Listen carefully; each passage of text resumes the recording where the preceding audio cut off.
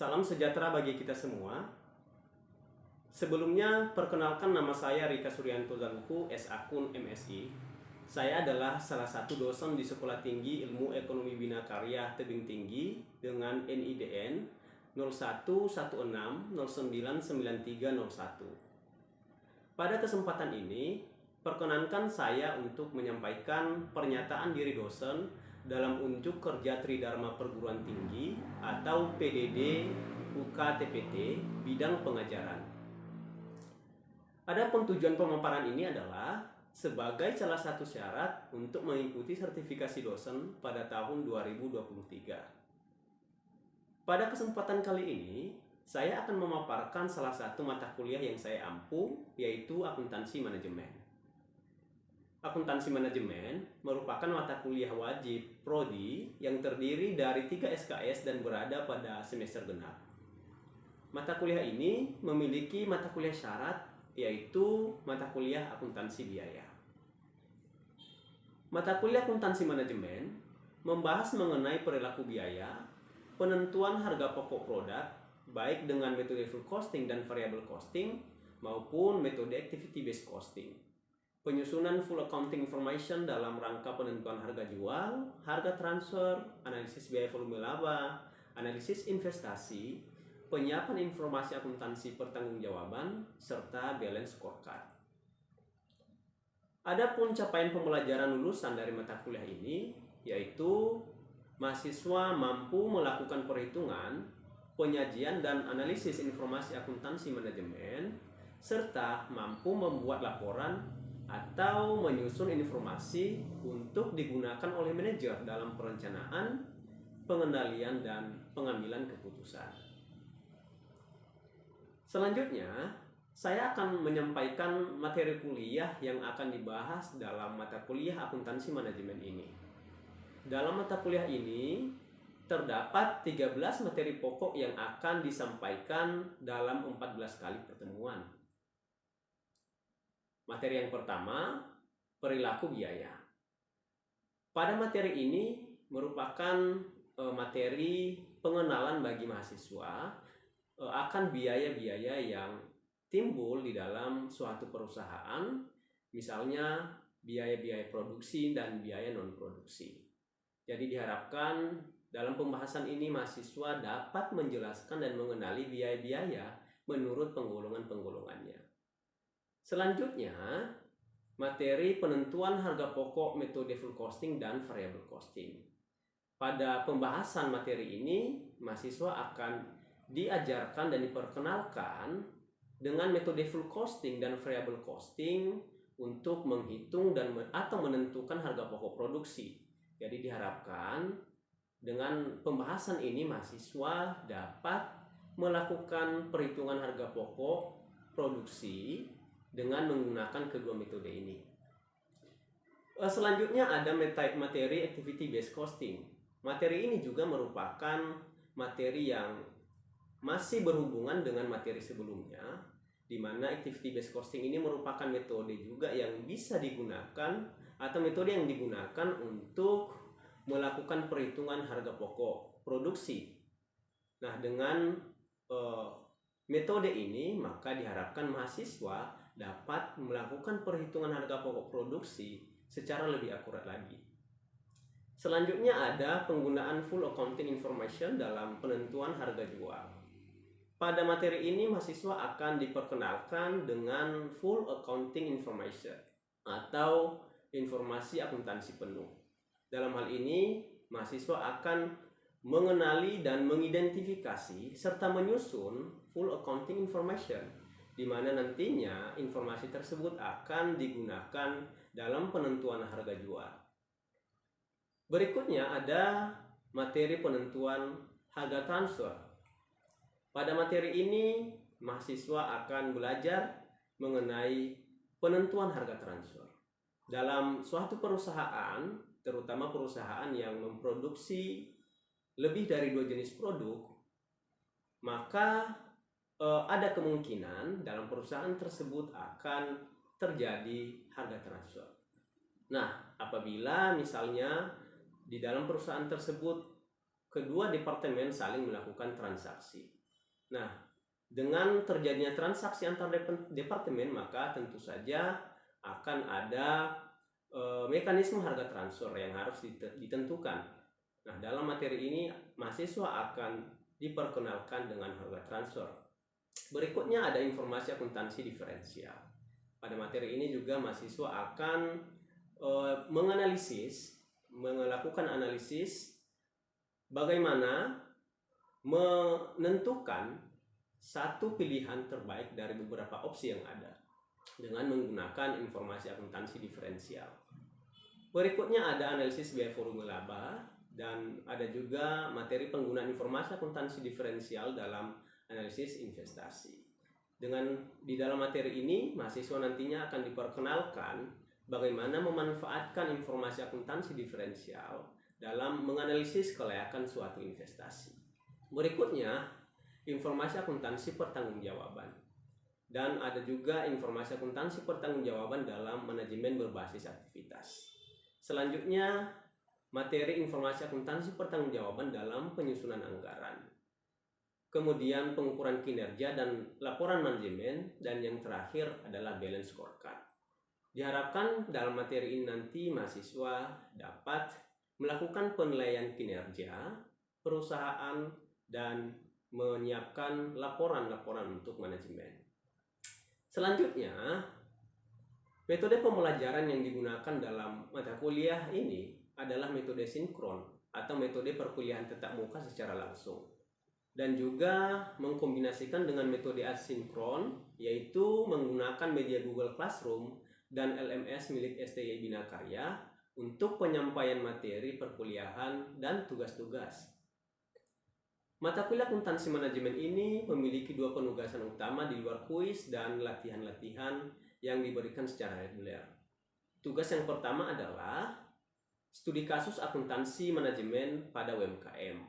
Pada penugasan kali ini, mahasiswa akan mengidentifikasi dan menyusun full accounting information pada suatu UMKM, dan selanjutnya melakukan perhitungan harga jual produk yang optimum berdasarkan informasi akuntansi manajemen yang telah dihimpun tadi.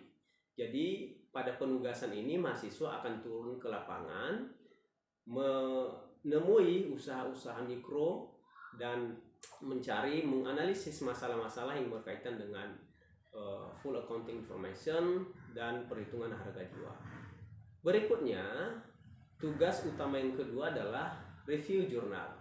Jadi mahasiswa nanti akan ditugaskan untuk melakukan review jurnal pada jurnal yang topiknya sudah ditentukan. Tentu saja jurnal tersebut berkaitan dengan materi-materi yang dipelajari dalam mata kuliah akuntansi manajemen. Nah, dari penugasan tersebut maka diharapkan beberapa output berupa yang pertama, makalah studi kasus akuntansi manajemen pada UMKM yang dipresentasikan dan diupload ke YouTube. Kemudian output yang kedua, laporan hasil review jurnal. Dalam akuntansi manajemen ada beberapa bobot penilaian, ada beberapa komponen penilaian di mana terdiri dari kehadiran, tugas, UTS, dan UAS. Masing-masing komponen ini memiliki bobot nilai yang berbeda. Kehadiran bobotnya 10%, tugas 20%, UTS atau ujian tengah semester itu bobotnya 30%, dan ujian akhir semester bobotnya 40%. Selanjutnya saya akan menampilkan cuplikan rekaman video proses pengajaran dalam salah satu kuliah tatap muka mata kuliah akuntansi manajemen yang saya ampu ini. Selamat menyaksikan. Baik, saudara sekalian, selamat pagi. Bagaimana kabarnya? Sehat semua ya? Sehat. Saudara sekalian, hari ini kita mulai perkuliahan kita.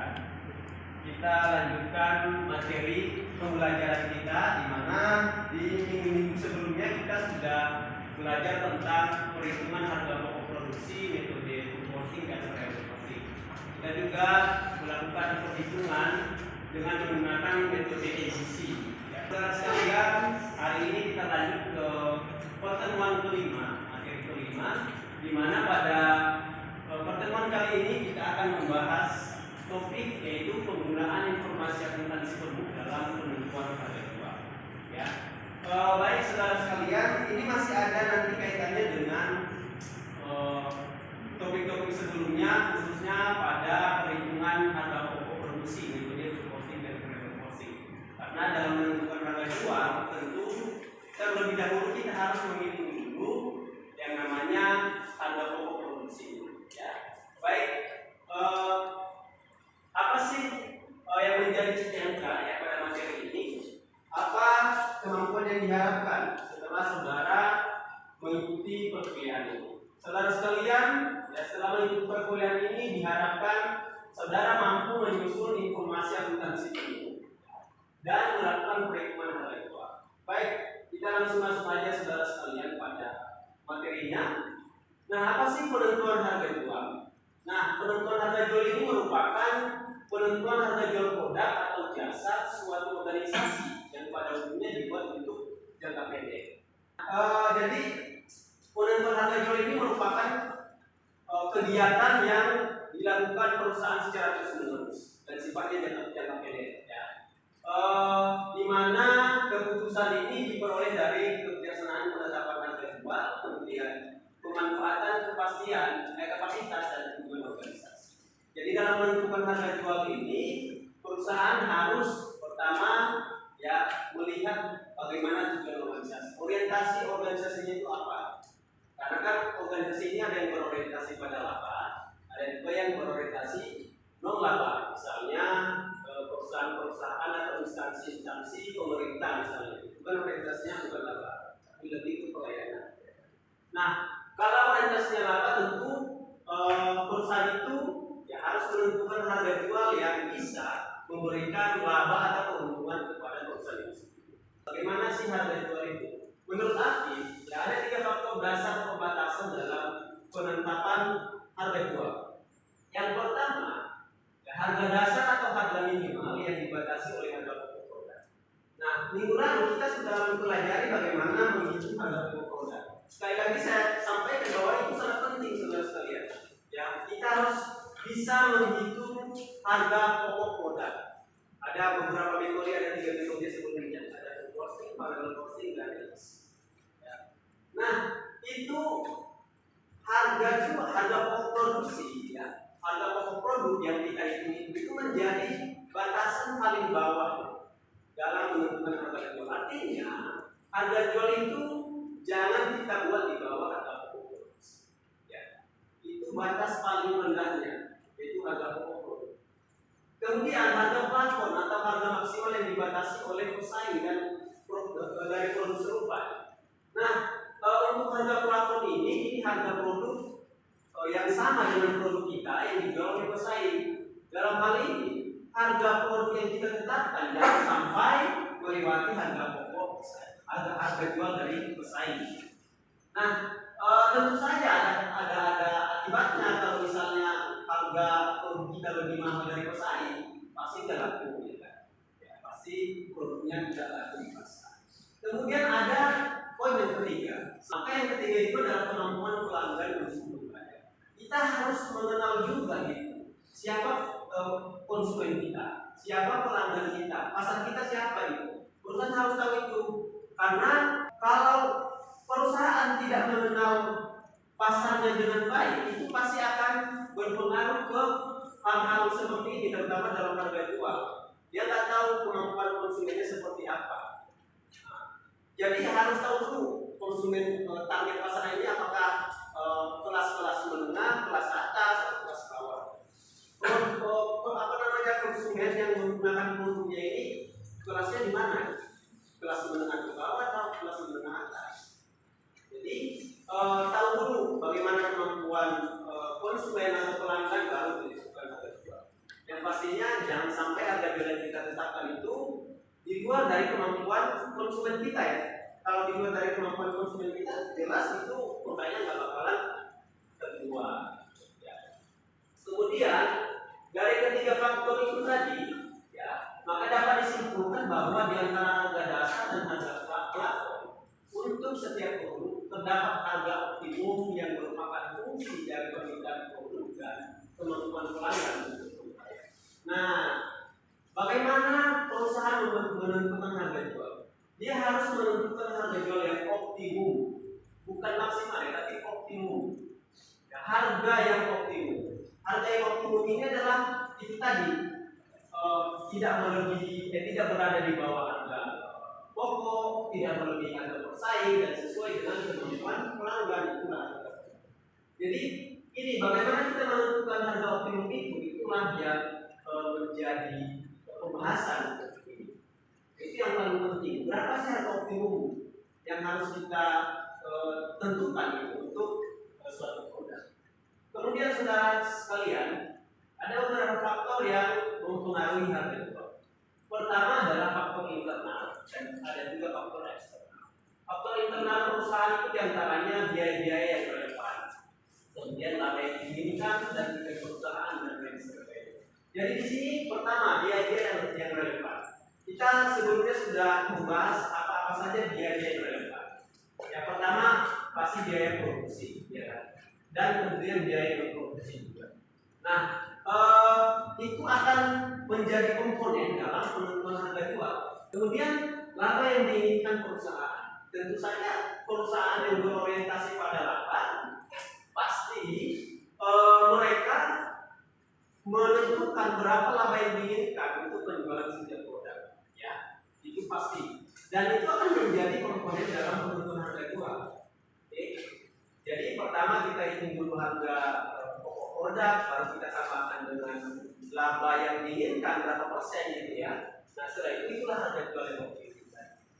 Kemudian faktor eksternal itu diantaranya persaingan, luasnya pasar, kebijakan pemerintah dan lain sebagainya. Nah ini juga saudara sekalian, persaingan itu juga menentukan harga jual seperti saya sampaikan sebelumnya. Jangan sampai produk kita lebih mahal dari produk bersaing harganya. Ya. Nah, kecuali kita punya keistimewaan tertentu gitu ya. Keistimewaan tertentu ya bolehlah gitu ya. Harganya lebih mahal dari bersaing. Nah, misalnya kita sudah punya nama ya, produk kita biar kita sudah punya nama lah dibanding dengan bersaing juga. Itu pasti akan mempengaruhi harga jual juga. Tentu harga jual kita pasti lebih tinggi dibanding dengan bersaing. Kemudian luasnya pasar ini juga menentukan segmen pasar kita seperti apa, itu kita pertimbangan juga dalam menetapkan harga jual. Kemudian kebijakan pemerintah, bisa nggak kebijakan pemerintah membatasi harga jual kita? Kalian bisa nggak? Saya. Nah berikutnya penentuan harga jual dalam cost type kontrak. Nah untuk POB ini, ya, cost type kontrak adalah kontrak pembuatan produk atau jasa yang pihak pembeli setuju untuk membeli produk atau jasa pada harga yang didasarkan pada total biaya yang sesungguhnya. Nah kita langsung lihat aja ini rumus untuk menghitungnya. Laba yang diinginkan, ini laba yang diinginkan berapa persen dari total full cost. Ya, jadi nanti harga jual yang dijual itu bisa diketahui. Nah ini contohnya saudara sekalian, biaya bahan baku dari baja ringan, bahan baku dari aluminium, kemudian bahan baku dari kayu ringan, ya, biaya kerja pembuatan, seperangkat alat kebugaran, biaya proyek pabrik, sehingga total biaya sesungguhnya itu 47.500.000. Di sini kita ketahui bahwa keuntungan yang diinginkan itu 25%. Jadi untuk harga jualnya kita tinggal kalikan aja 25% dari 47.500.000. Nah ini dia saudara sekalian, didapat harga jual yang dibayarkan 59.300.000. Nah berikutnya harga jual pesanan khusus. Nah ini pesanan khusus ini punya ciri khas tersendiri, ya. Dimana pesanan khusus ini jumlahnya itu biasanya besar ya, dalam jumlah yang banyak, dan kemudian harganya itu bisa berbeda dengan harga produk yang dijual secara reguler. Nah sekarang kita bagaimana kita menentukan harga jual untuk pesanan khusus? Ini rumusnya saudara sekalian. Total harga jual dari pesanan khusus, kemudian total biaya variabel untuk menghasilkan pesanan khusus, ini didapat dalam Langsung kita lihat aja di sini ada contoh. Ya, PT Lezat merupakan perusahaan yang bergerak di bidang makanan kaleng. Setiap tahun memproduksi label yang dibuat ada 10 jenis makanan kaleng yang rata-rata per jenis dibuat sejumlah 100.000 kaleng. Nah, pada akhir tahun menjelang tahun baru, perusahaan mendapatkan pesanan khusus makanan jenis A 30.000 per kaleng dengan permintaan harga 45.000 per kaleng. Harga normalnya 55.000. Kapasitas produksi mesin untuk jenis makanan A ini adalah 120.000 kaleng. Atas dasar adanya kapasitas memang perusahaan menerima pesanan ini, ya tetap perusahaan sudah tertutup oleh pendapatan dari penjualan reguler, sementara biaya variabel yang dibantu adalah 30.000 per. Nah, saudara dalam menerima pesanan produksi ini tentu ada pertimbangan tertentu ya. Salah satunya adalah kapasitas produksi yang menganggur.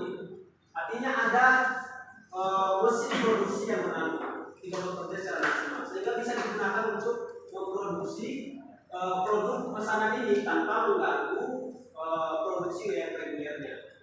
Nah, untuk menghitungnya kita bisa lihat di sini. Pertama kita hitung dulu ya pendapatan dari penjualan khusus ya 3.000 kaleng ditambah 45.000 itu 1.320 juta.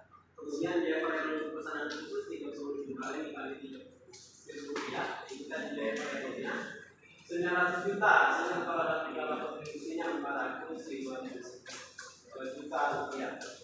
Nah, kemudian yang terakhir ya penentuan harga jual produk atau jasa yang dihasilkan oleh perusahaan yang diatur dengan pengaturan pemerintah. Ya, seperti saya sampaikan tadi sebelumnya bahwa ada produk-produk tertentu yang harga jualnya itu diatur oleh pemerintah. Ya, salah satunya misalnya contoh kita ini listrik ya, listrik. Nah, untuk menghitung harga jual untuk produk yang diatur oleh pemerintah itu rumusnya adalah taksiran biaya penuh di masa yang akan datang ditambah dengan taksiran laba. Jadi hampir sama seperti tadi. Nah, ini dia saudara sekalian ada misalkan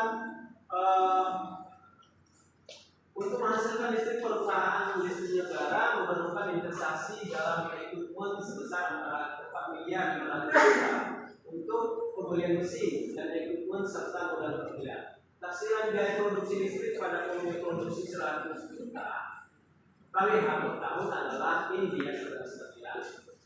Oke, maksudnya sekian yang saudara bisa lihat di sini. Nah, kemudian taksiran labanya 25%. Nah, ini perhitungannya untuk menghitung harga jual per karya. Pertama, kita hitung dulu persentase markup dari biaya produksi.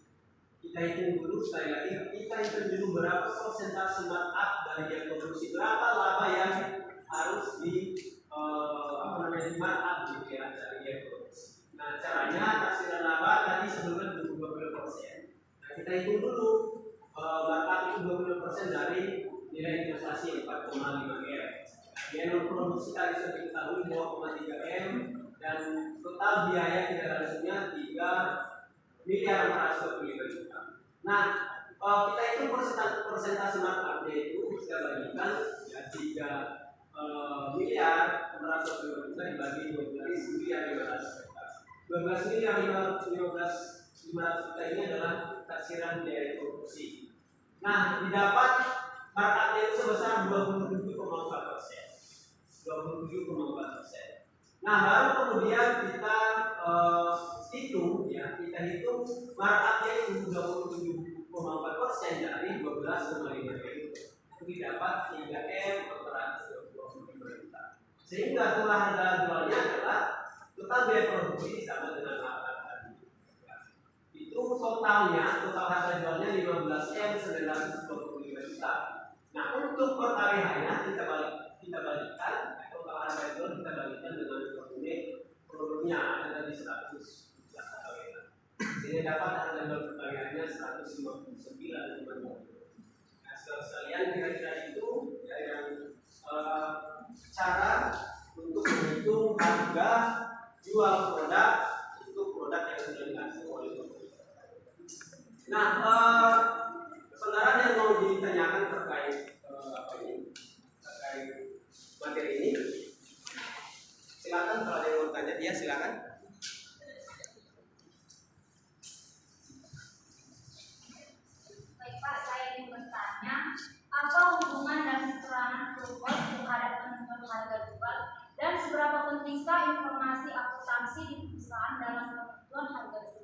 Dan apakah jika informasi akuntansi tidak ada akan menghambat perusahaan beroperasi dalam mengetahui harga jual? Baik, pertanyaan yang sangat baik ya. Tadi kita sudah bahas tentang harga jual dan bagaimana peranan dari full cost atau harga penuh dalam penentuan harga jual. Mungkin sih ada yang mau jawab gitu ya, ada yang mau berpendapat, yang mau menanggapi gitu ya. Oke, baik. Pertama-tama apa sih peranan full cost atau harga penuh dalam penentuan harga jual? Peranan ini sangat penting, peranannya sangat penting, hubungannya juga sangat penting dalam penentuan harga jual. Tadi sudah kita ketahui bahwa full cost atau harga penuh itu menjadi salah satu dasar utama dalam menentukan harga jual. Salah satu komponen. Tadi kita lihat bahwa komponennya adalah full cost atau biaya penuhnya ditambah dengan markup laba yang diinginkan oleh perusahaan. Jadi itu sangat penting. Bagaimana kalau informasi ini tidak diketahui? Ya, kalau tidak diketahui di dalam perusahaan, ya kan seperti tadi ya. Bagaimana kalau informasi cost tidak diketahui? Maka ini akan sangat mengganggu atau menghambat pengambilan keputusan penentuan harga jual. Ya, ini akan semakin memperbesar tadi seperti kita ketahui bahwa di dalam penentuan harga jual itu banyak ketidakpastian. Nah, kalau kita tidak mengetahui informasi full cost-nya secara akurat, maka ketidakpastiannya itu semakin besar. Nah, semakin besar ketidakpastiannya. Kalau ketidakpastian semakin besar, maka keputusannya akan susah diambil, susah ditentukan harganya segini. Takutnya nanti tidak akurat, takutnya nanti akan merugikan perusahaan. Takutnya nanti harga yang kita jual itu tidak bersaing di pasar, harga produk yang kita tentukan ini tidak bersaing di pasar. Jadi itu sangat penting, saudara sekalian. Nah, kalau informasi akuntansinya tidak kita diketahui, informasi full accounting ini tidak diketahui, maka itu akan sangat mengganggu dalam pengambilan keputusan. Pengambilan keputusan tidak dapat diambil karena ketidakpastian semakin besar dalam perusahaan. Tidak ada pertanyaan lagi yang lain? Yang bisa menjelaskan ya tadi ya pertanyaannya ya. Baik, kalau memang tidak ada yang ditanyakan saudara sekalian, sekali lagi materi kita hari ini sangat penting gitu ya. Penentuan harga jual itu merupakan keputusan yang harus diambil oleh perusahaan. Nah, harga jual itu diputuskan berdasarkan informasi biaya penuh. Sehingga dalam menghitung biaya penuh itu harus dilakukan dengan baik sehingga hasil perhitungannya jelas. Ada beberapa metode yang bisa digunakan, ada costing, ada trade costing, ada metode yang lain lagi gitu ya untuk menghitung biaya penuh ini. Nah, kalau informasi atau hasil perhitungan biaya penuh yang kita sajikan itu akurat, itu akan memberikan dampak positif bagi manajer terutama dalam pengambilan keputusan penentuan harga jual. Karena ketika informasinya akurat, maka ketidakpastian itu semakin kecil sehingga dia bisa memutuskan dengan yakin berapa harga jual produk yang diberikan. Nah, selain biaya penuh, ada lagi tadi laba yang diinginkan itu juga merupakan komponen lain dalam menentukan harga jual. Jadi, saudara sekalian, sangat penting bagi saudara untuk memahami itu sehingga saya kira saudara perlu mengulang-ulang lagi ya untuk materi ini karena sekali lagi dalam perusahaan harga jual itu merupakan keputusan yang harus diambil dalam jangka pendek dan dilakukan secara berulang-ulang. Itu bisa jadi satu. Sehingga kalau saudara mampu melakukan itu harga jual, harga jual dan itu akan sangat memberikan kontribusi bagi perusahaan. Baik saudara sekalian, hari ini sekian dulu pertemuan kita. Kita akan lanjutkan materi kita di pertemuan berikutnya di pertemuan. Sampai sini dulu, selamat siang. Siang.